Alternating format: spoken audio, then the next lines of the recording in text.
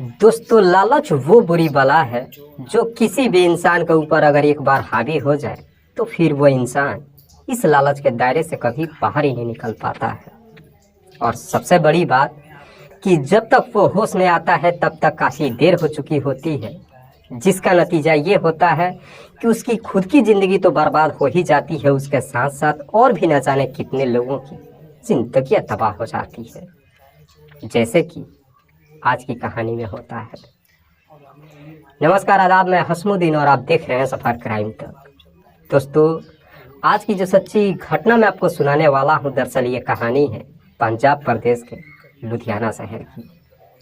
दरअसल लुधियाना का एक इलाका पड़ता है बस्ती जोधेवाल, और इसी बस्ती जोधेवाल इलाके का रहने वाला है 32 वर्षीय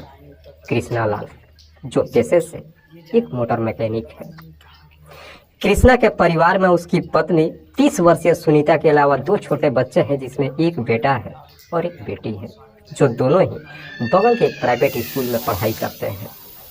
कृष्णा, जो देखने में जितना ही सीधा साधा है उतना ही अपने काम से काम रखने वाला व्यक्ति है। कृष्णा के दोनों बच्चे जब दोपहर में स्कूल से घर वापस आते हैं तो हर रोज ही अपने पापा के लिए टिफिन लेकर के उसके दुकान पे जाते हैं।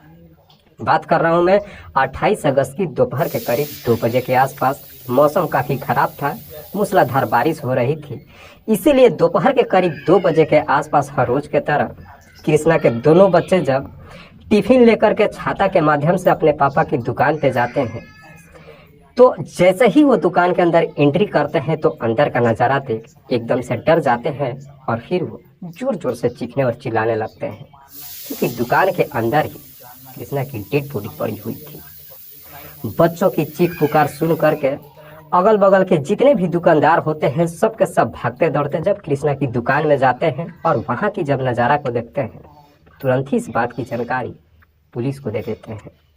हालांकि इधर पुलिस को जैसे ही सूचना मिलती है, खराब मौसम में भी पुलिस अपनी टीम के साथ कृष्णा की दुकान पर पहुँच जाती है। और जब कृष्णा की डेड बॉडी को चेक करती है तो मालूम चलता है कि कृष्णा के सर पर किसी भारी चीज से वार किया गया है, क्योंकि उसके सर से काफी मात्रा में खून बह रहा था। साथ ही साथ उसके सीने पे एक मोटर का भारी इंजन भी पड़ा हुआ था, जिसे देख करके लग रहा था कि शायद उसी इंजन से कृष्णा के सर पे गिरने की वजह से मौत हो गई है। लेकिन हालात को देखते हुए ऐसा लग रहा था कि शायद कृष्णा की उस इंजन की गिरने की वजह से मौत नहीं हुई है, बल्कि उसकी बड़ी सत्याना तरीके से हत्या की गई है। हालांकि इस बात की जानकारी जब कृष्णा की पत्नी सुनीता को जब मालूम चलता है, सुनीता भी भागते दौड़ते घटनास्थल पर पहुंचती है और जब अपने पति की डेड बॉडी को देखती है तो देखने के बाद फूट फूट करके रोने लगती है। पुलिस डेड बॉडी को अपने कब्जे में लेने के बाद उसे पोस्टमार्टम के लिए भेज देती है। और जब इस घटना के बारे में सुनीता की पत्नी से पूछताछ करती है, खास करके पुलिस जब सुनीता से उसके पति कृष्णा लाल के बारे में पूछताछ करती है, तो सुनीता के साथ साथ वहाँ अगल बगल में जितने भी दुकानदार होते हैं सब के सब पुलिस को एक ही जवाब देते हुए कहते हैं कि साहब कृष्णा बेहद सीधा साधा इंसान था, उसका किसी के साथ कोई झगड़ा तकरार भी नहीं था।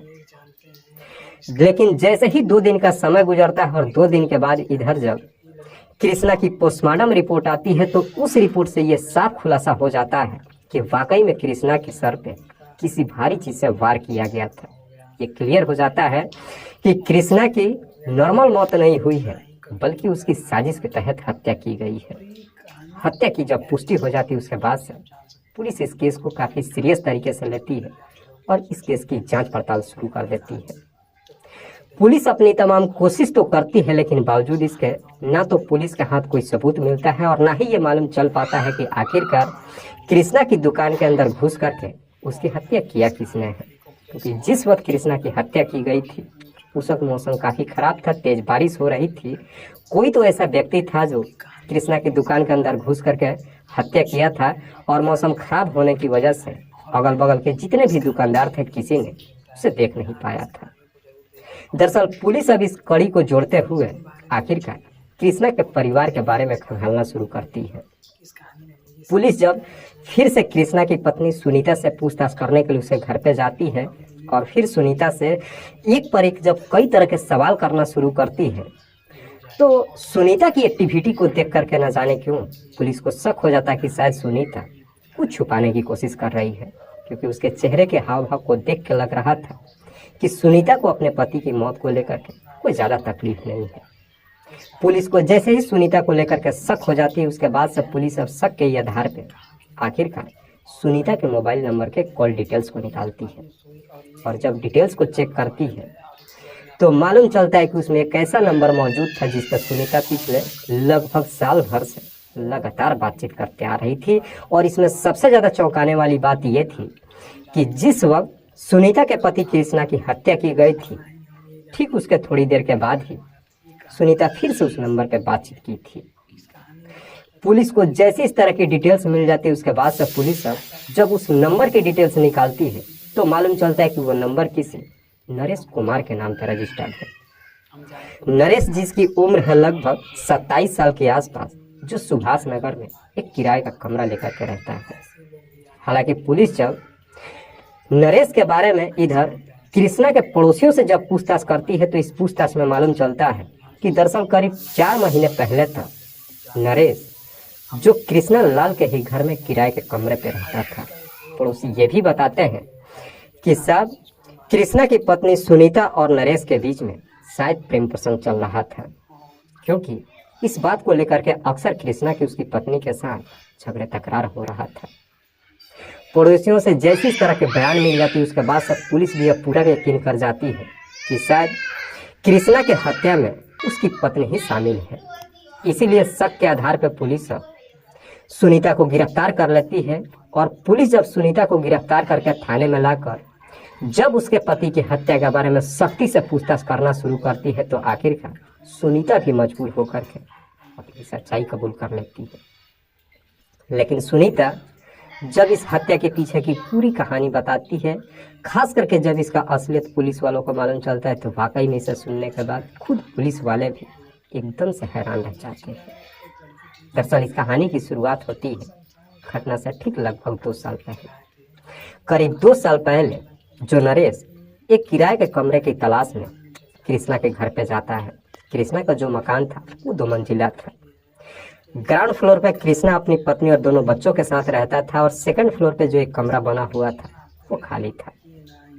किसी के माध्यम से नरेश को जब ये मालूम चलता है कि कृष्णा के सेकंड फ्लोर पर एक कमरा खाली है, उस कमरे के लिए जब जाता है और जा करके जब कृष्णा के पत्नी सुनीता से जब बातचीत करता है उस किराए के कमरे के लिए,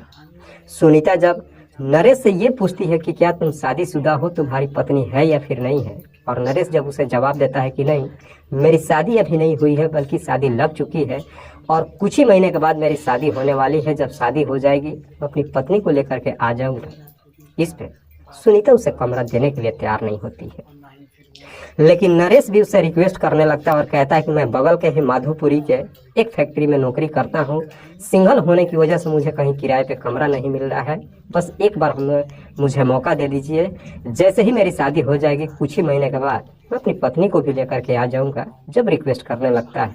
न जाने क्या सुनीता के भी दिमाग में हो जाती है कि आखिरकार सुनीता नरेश को किराए का कमरा देने के लिए तैयार ही नहीं होती है, बल्कि एडवांस पैसा लेने के बाद जो उसके घर में सेकंड फ्लोर पे एक सिंगल कमरा था वो नरेश को दे देती है। हालांकि जब वो किराए का कमरा नरेश को दे देती है तो सुनीता का पति कृष्णा लाल भी इसका विरोध नहीं करता है। शुरू में नरेश भी जब किराए के कमरे पे रहने लगता है, बेहतर तरीके से रहता है, किसी को भी उसे लेकर के कोई तकलीफ नहीं होती है। लेकिन जैसे जैसे समय गुजरता है, इधर नरेश जब कृष्णा की पत्नी सुनीता को देखता है और सुनीता की जब भरे पूरे बदन को देखता है, तो देखने के बाद आखिरकार नरेश की नीयत खराब हो जाती है। क्योंकि सुबह सुबह कृष्णा लाल अपनी दुकान पे चला जाता था, ठीक रात्रि के वक्त वो घर पे आता था। सुनीता के दोनों बच्चे भी जो स्कूल चले जाते थे, इसलिए सुनीता घर पे अकेली रहती थी। सुनीता का भी दिमाग अब इधर उधर डोलने लगता है, जिसका नतीजा ये होता है कि आखिरकार कुछ ही महीनों के बाद सुनीता और नरेश के बीच में प्रेम प्रसंग शुरू हो जाती है। और दोनों के बीच में जब प्रेम प्रसंग शुरू होती है, उसके बाद से इन दोनों को एक दूसरे से मुलाकात करने में कोई दिक्कत नहीं होती है। क्योंकि सुनीता का पति जब अपने दुकान पे चला जाता है, उसके दोनों बच्चे भी जब स्कूल में चले जाते हैं, उसके बाद से सुनीता अपने घर के अंदर ही नरेश से मुलाकात कर लेती है। नरेश के लिए भी एक फ़ायदा होता है कि नरेश जिस फैक्ट्री में वो नौकरी कर रहा था, वहाँ पे उसके रेगुलर नाइट की ड्यूटी होती थी। इसीलिए नरेश दिन भर अपने कमरे पे रहता था। एक बार जब ये रिश्ता कायम होता है उसके बाद से लगातार चलने लगता है और कभी भी इस बात की जानकारी सुनीता के पति कृष्णालाल को नहीं मालूम चलता है। लेकिन जैसे ही लगभग 5 से 6 महीने का समय गुजरता है, न जाने क्यों पड़ोसियों को इन दोनों को लेकर के शक हो जाती है और आखिरकार एक दिन पड़ोसी इस बात की शिकायत कृष्णालाल से कर देता है। हालांकि कृष्णालाल को अपनी पत्नी को लेकर के काफी विश्वास था, काफी भरोसा भी था। कृष्णा जब अपनी पत्नी सुनीता से नरेश को लेकर के पूछताछ करता है तो सुनीता भी अपने पति के ऊपर भड़क जाती है और झूठ बोलते हुए कहती है कि तुम्हें मुझ पे भरोसा है या फिर पड़ोसियों पे। अगर तुम्हें नरेश को लेकर के शक है तो वो हमारा किराएदार है, तुम आज की आज ही उसे इस घर से निकाल दो। 2 टूक में सुनीता जब जवाब देती है, कृष्णा को भी पूरा यकीन हो जाता है कि उसकी पत्नी ऐसी हरकत नहीं कर सकती है। इसीलिए कृष्णालाल अपनी पत्नी की बातों पे भरोसा कर लेता है और फिर से पहले के जैसे ही सुनीता कमरे के अंदर ही नरेश से मुलाकात भी करने लगती है। लेकिन कहते हैं ना कि हर बुरे वक्त का एक अंत जरूर होता है। दरअसल एक दिन कृष्णालाल जब दुकान पे था, उसे अपने किसी व्यापारी को कुछ पैसे देने थे और सुबह जब वो घर से निकला था तो वो पैसा घर पे ही भूल गया था। इसीलिए दोपहर के वक्त जब वो व्यापारी कृष्णा से पैसे लेने के लिए उसके दुकान पे आता है तो कृष्णा भी अब वो पैसा लेने के लिए दोपहर के वक्त अपने घर पे पहुंच जाता है। और घर पे जब पहुंचता है तो उस दिन गलती से सुनीता भी जो घर का मुख्य दरवाजा था उसे खुला छोड़ दी थी। कृष्णालाल जैसे ही मुख्य द्वार से घर के अंदर एंट्री करता है तो देखता है कि जो उसका कमरा है, कमरा का दरवाजा अंदर से बंद है और कमरे के अंदर से आवाज आ रही है। इसीलिए कृष्णा भी कोई आवाज नहीं लगाता है, बल्कि खिड़कियों के माध्यम से जब झांक करके देखने की कोशिश करता है तो अंदर का नजारा कृष्णा के पैरों तले जमीन खिसक जाती है, क्योंकि कमरे के अंदर उसकी पत्नी नरेश के साथ आपत्तिजनक स्थिति में थी। इसके बावजूद भी कृष्णा कुछ नहीं बोलता है, बल्कि दरवाजे पे खड़े होकर इंतजार करने लगता है। और आखिरकार 10 मिनट के बाद जब दरवाजा खुलता है, दरवाजा खोलने के बाद सुनीता सामने जब अपने पति को देखती है तो देखने के बाद एकदम से डर जाती है। नरेश तो वहां से अपने कमरे पे चला जाता है, लेकिन सुनीता सीधे अपने पति की पैर पकड़ लेती है और कहती है कि मुझसे गलती हो गई, मेरी गलतियों को एक आखिरी बार माफ कर दीजिए, आइंदा से मैं दोबारा ऐसी कोई हरकत नहीं करूंगी। चूंकि कृष्णा के पास भी अब कोई रास्ता नहीं था, उसे लगता था कि अगर अपनी पत्नी को सजा देता है तो उसका पूरा परिवार बिखर जाएगा, उसके दोनों छोटे बच्चों के भी भविष्य का सवाल था। इसीलिए कृष्णा भी मजबूर होकर के अपनी पत्नी को माफ कर देता है और साथ ही साथ नरेश को अपने घर से कमरा खाली करवा देता है, जिसकी वजह से आखिरकार नरेश जब वहां से किराए कमरा खाली कर देता है, सुभाष नगर में चला जाता है और सुभाष नगर में जाकर के फिर से किराए का कमरा लेकर के रहने लगता है। इधर कृष्णा दूसरी बार अपनी पत्नी के ऊपर भरोसा तो कर लेता है, लेकिन सुनीता अपने पति के भरोसे पे नहीं उतरती है, क्योंकि जैसे ही कृष्णा फिर से अपनी पत्नी के ऊपर भरोसा कर लेता है, उसके बाद से फिर से इधर सुनीता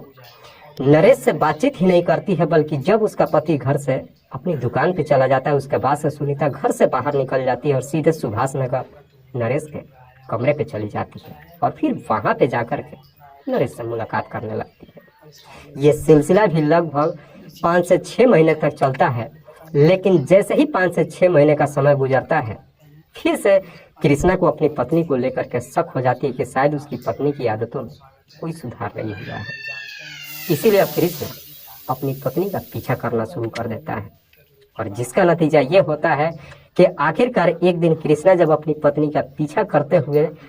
फॉलो करता है तो आखिरकार एक दिन अपनी पत्नी सुनीता को सुभाष नगर नरेश के उस किराए के कमरे पे जाते हुए देख लेता है। दरअसल देखता ही नहीं है, बल्कि उसके कमरे में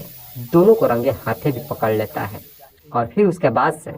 कृष्णा नरेश की बुरी तरीके से पिटाई भी कर देता है और पिटाई करने के बाद दोनों को धमकी देते हुए कहता है कि आइंदा से अगर इस तरह की हरकत मैंने देख लिया तो मैं तुम दोनों को ही जान से मार दूंगा। उसके बाद से कृष्णा अपनी पत्नी को लेकर वापस अपने घर चला आता है। इधर सुनीता जब दूसरी बार पकड़ी जाती है, उसके बाद से अब सुनीता के पास कोई रास्ता नहीं बचता है। सुनीता चाह करके भी अब नरेश से मुलाकात नहीं कर पाती है, लेकिन शायद तब तक देर हो चुकी थी, क्योंकि सुनीता और नरेश दोनों एक दूसरे से शादी करने का फैसला कर चुके थे इसीलिए एक दिन सुनीता जब नरेश के नंबर पे कॉल करती है तो उसे साफ साफ लफ्जों में कहती है कि मैं अपने पति के साथ नहीं रह सकती हूँ, इसीलिए मैं दोनों अपने बच्चों को छोड़ देती हूँ और फिर हम दोनों